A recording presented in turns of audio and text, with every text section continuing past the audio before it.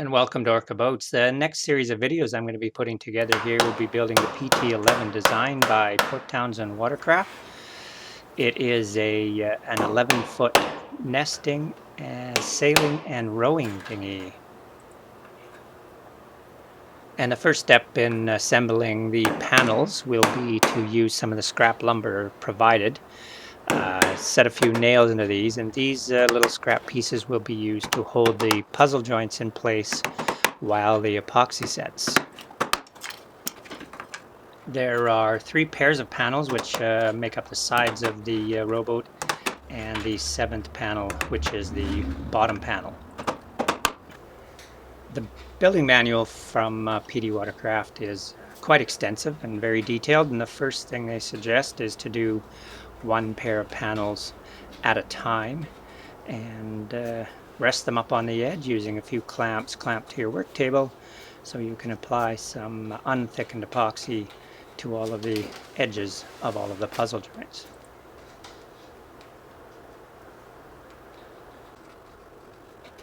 After saturating the end of each panel, it's nice to go back and just touch up a bit, add a little more, as the end grain of the plywood tends to suck up a little epoxy, and we don't want to starve joint when we glue them together.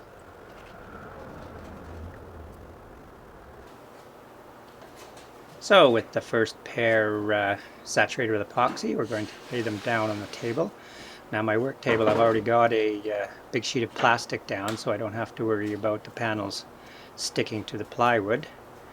Just lining up the puzzle joint, pushing gently into place, and then laying a piece of plastic between and setting the second pair, which of course is a exact matching pair to the one below, laying it on top and pressing that puzzle joint into place.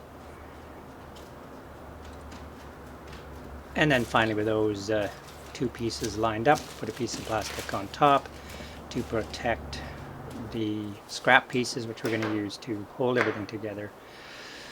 You just don't really want to have any mishaps here and glue things to things they aren't supposed to be glued to, hence a lot of plastic between layers to make sure that this is all going to be separated later tomorrow when the epoxy sets up. And before tacking these 2 scrap pieces in place, I've made sure that the 2 panels perfectly match up together on the bench, and we'll be clamp those down a little bit later as well. With the first panel firmly applied to the workbench and all lined up, we can move on to the second pair of panels. Applying epoxy to the puzzle joints, adding a little more as necessary as the end grain sucks it up. Here I'm just doing 2 pieces at once. I'm setting them down on the table, bringing in the matching ends and doing those and saturating epoxy, and then we'll line them up just as we've done the first set.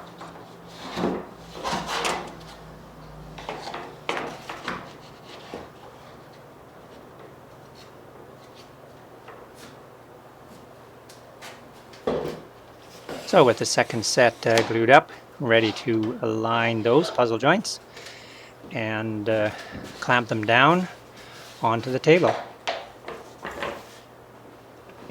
So here you'll notice that I've separated the pieces and I'm laying them down, and I'm keeping them separated in that I don't want a little bit of epoxy coming out of those joints and staining any area of the plywood that I don't want. It's a little hard to sand that out a little bit later, considering that the plywood veneers are not that thick. So I've laid them down and I'm putting plastic underneath them as I put down the first puzzle joint. Put down my protective layer of plastic in between, and then align the matching pair on top.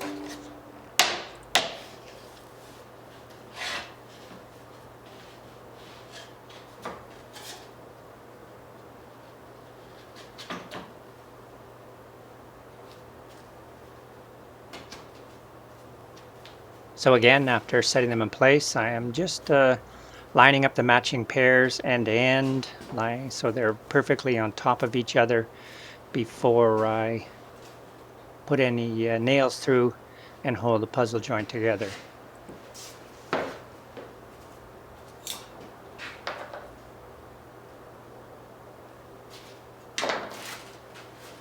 Oops, almost forgot to overlay the plastic before nailing down the clamping strip.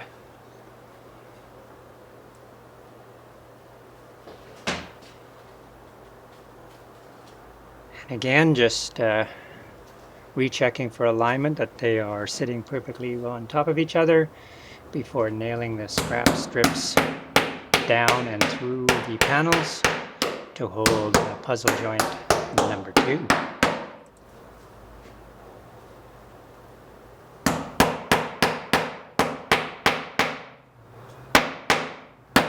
And then taking a scrap piece of hardwood, able to lay that between the scraps and give it a couple of good whacks to make sure the panels are laying flat on the table.